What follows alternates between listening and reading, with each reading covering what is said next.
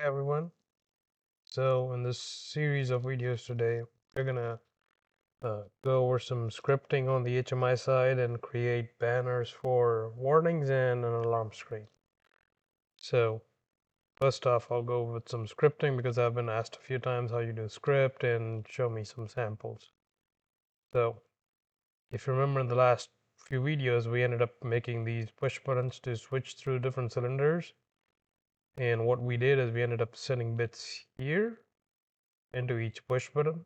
So instead of that, I'm gonna move this into a script and just have one button here going through it. So let's just open these one by one. So in this one, GD1 is 0, GD0 is 0, GD0 is 1, and GD0 is 2, and GD0 is 3. Okay, so first off, we'll go to our script, which is under project, script, and you can click on this, and we'll add a script. Now, you can leave all these as is. What I want to change is in the trigger, I'm going to make it an ordinary, which means it's going to be on throughout as long as the HMI is powered on. Now you can go to edit script, and what we are going to do is we want to basically populate GD1 and 2 based on GD0. So we're trying to look for an if condition, so I'm going to go find it. Should have a bunch of there's an if, so we'll do that. And if you click here, you can insert this as is, and then go to this spot, and then we can go to device. We are looking for a word, and I'm looking for GD0 double equal 0, and you can click on insert. It's going to insert that up here. What we want to do is if GD0 is equal to 0, I want to set GD1 equal to 0, and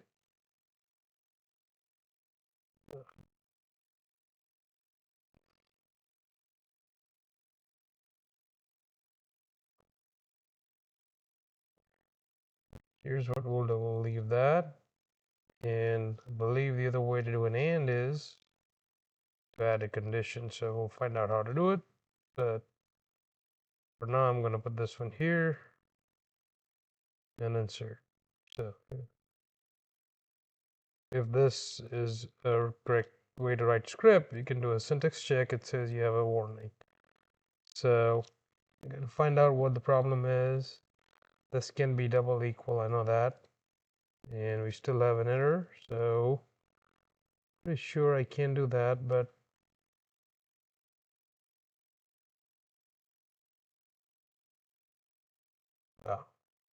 check. Okay. Now that is correct. So I might copy and paste this one back and do a GD2 equal to 0 and do a check again. Okay, so this looks right for the first set of conditions. We are going to do OK, OK again, and OK again. What I do want to do is this is 2 and 10, this is 4 and 20, and this is 6 and 30. So I'm going to bring in the GD registers here so you guys can see when we click the push button what happens on the scripting. So this would be GD0, and since it's a single number, I'm going to show single digit on it like this. And then I would have GD1 and GD2. This way you can see what we are going to go through when we write our script and press these push buttons down here. Now I have all three of them. They follow the order of this, and these are temporary. If the script is good, we're going to go ahead and remove them. And what I have to do is turn on my PLC program in diagnostics, actually tool debug simulation start, and we'll go to the HMI project that we have and simulator and activate.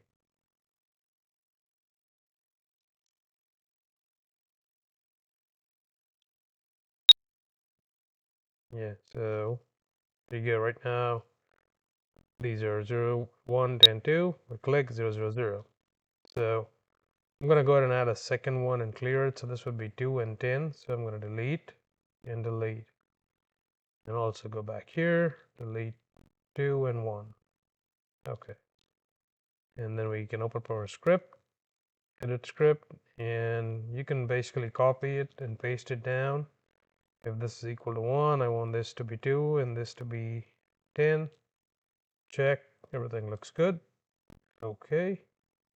We'll update our project in the simulator and hopefully this would follow the numbers that we were just trying to see. There you go. So now we have a script going through these guys by just press of a button. So now I'm going to make these two as well, which is 4 and 20. So delete, delete. Okay. And this would be 6 and 30. Okay. We can go back to script, edit script. You can copy that, paste it. And if this is equal to 2, this would basically be a 4 and this would be a 20. And if this is equal to 3, this would be 6 and this would be 30. Okay. Also, if you see, we are following an order here. So you could do a mathematical formula and put that in one formula if you want, or you could just do it like this. This is kind of a crude way of doing it, but if it works, it's fine. This actually helps somebody else to realize what you're trying to do. So now if we make sure I don't have anything here, I'll go to update the simulator again, and we should be able to see it function flawlessly. Okay, so that's the script portion. Now we can get rid of this guy, these guys. What I want to do is create a second screen, move these into a manual screen real quick. So I'll call this a manual screen, and all these can go away to that. That wasn't manual screen, never mind. Go to the operator screen and clean the screen up because we're gonna do a warning banner here. I like to do warning banners for like an equipment which has few warnings which are not really a alarm. You may want to alert the operator when he's trying to start before actually starting it. This gives a way to tell them what's wrong without actually going in cycle. So the way I do it is I would create a list of comments, click on new and say a warning and hit OK. Now here we can basically do a bunch of warnings here. I'm going to create just numerics just so you guys can see when the warning gets fired up. Warning 3, warning 4, warning 5, warning 6, and warning 7, and warning 8. Okay, now we have 8 warnings made up.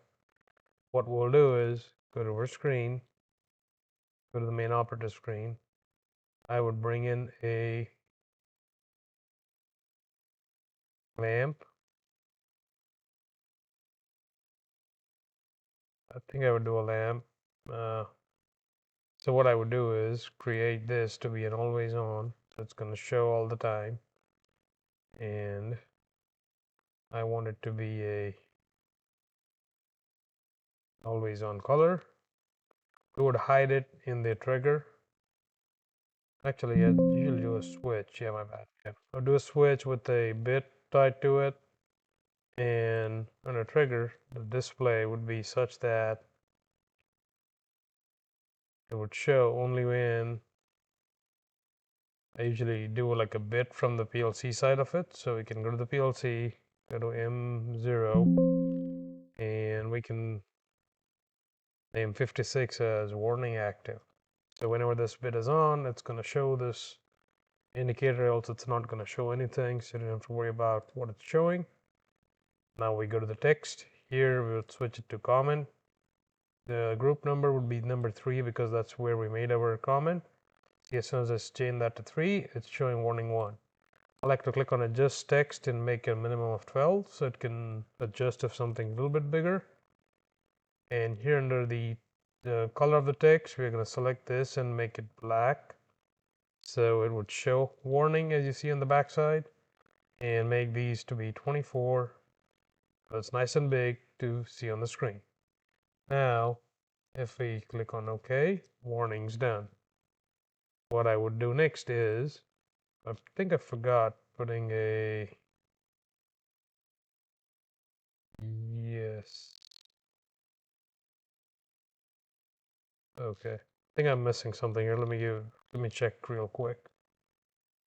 Oh, yeah, this common number. Yeah, the device would be the deregister from the PLC. So in my case, if I go to D0, you see we are using all this stuff. So we'll go down, see where we stop, and D50, let's say, warning pointer, and then come back to the HMI, put in D50 here. And if you notice, anytime there's this one does have an offset, we're not going to use it. We'll just do OK. And down here, you can pick a preview comment that you want to show that when you're looking at it.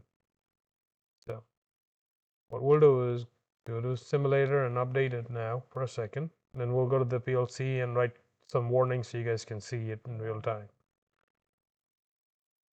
So now if we go to the common, I'm going to go down to the end, go to online changes.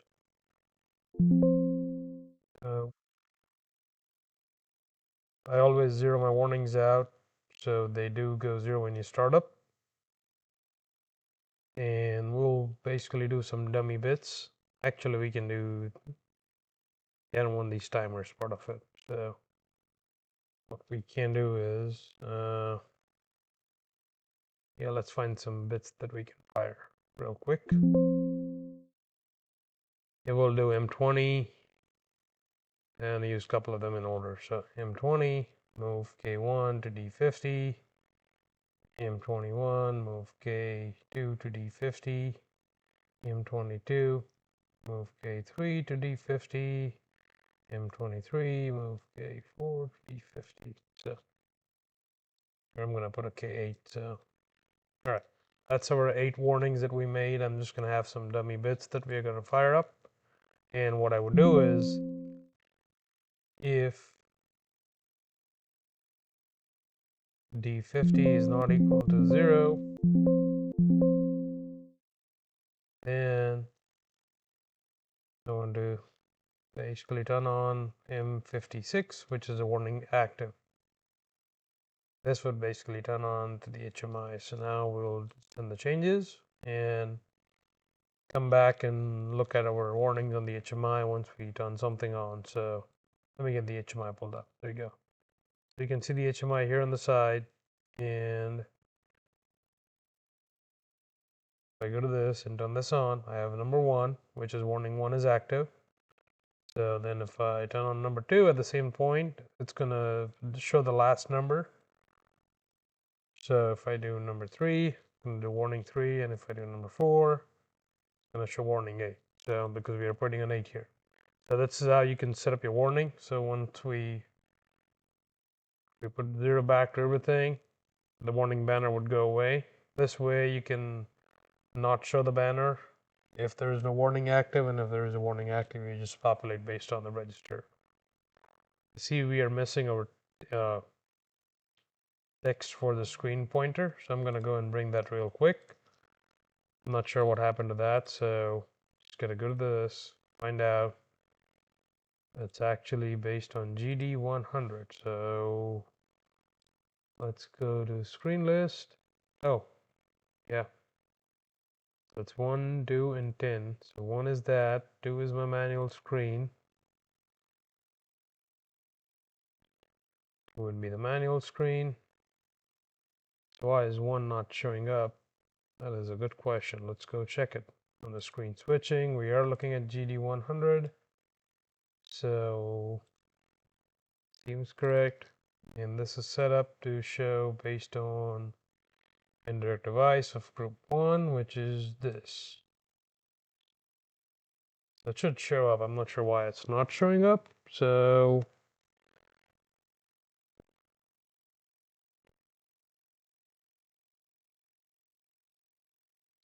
okay, let's do that real quick, just in case.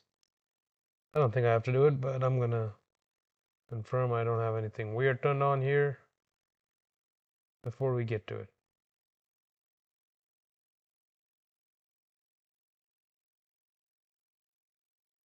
Yeah.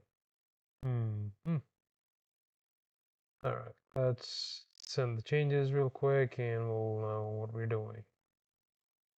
Update that and okay, it's still not showing up. It may be something to do with the attribute. No, doesn't look like it. But I'm gonna go to this. See, all this is working fine. So now it's some kind of curious to figure out what's going on. So on this screen, what I want to do is,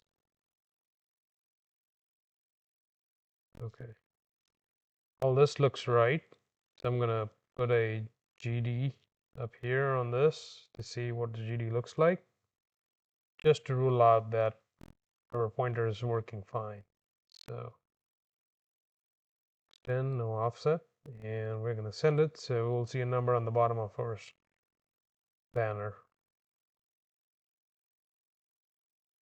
Yeah, that is set to 0. That's where the problem is. So if I click on menu, main operator screen, now it's 1. Okay.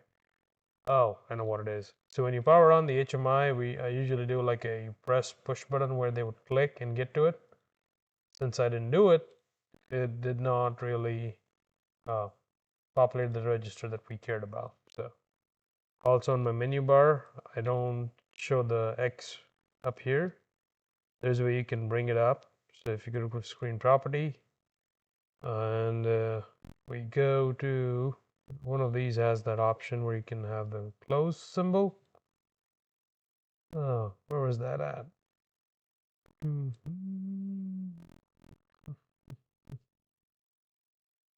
Nope, not there. Oh, yeah, I know where. Under screen switching device, you can click on these 3 dots, and if you turn this on, it's going to display the title bar, which you can hit cross. Or when you click on these push buttons, you can convert or add one more function and say word GD101 equal to 0. So they both will do the same thing when you press it. So we'll add another one and do a word GD101 equal to 0. And I'm going to add a manual screen or manual navigation screen that we just added. So this would be 0 and this would go to screen number 2. Go to text, call it manual screen.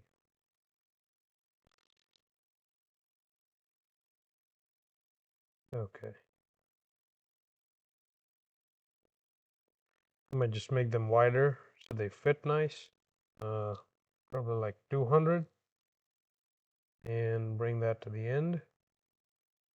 Make 3 and align. That looks better. Now let's see how it looks like when we click on the menu bar. Go to this, click on main manual screen. It shows manual screen.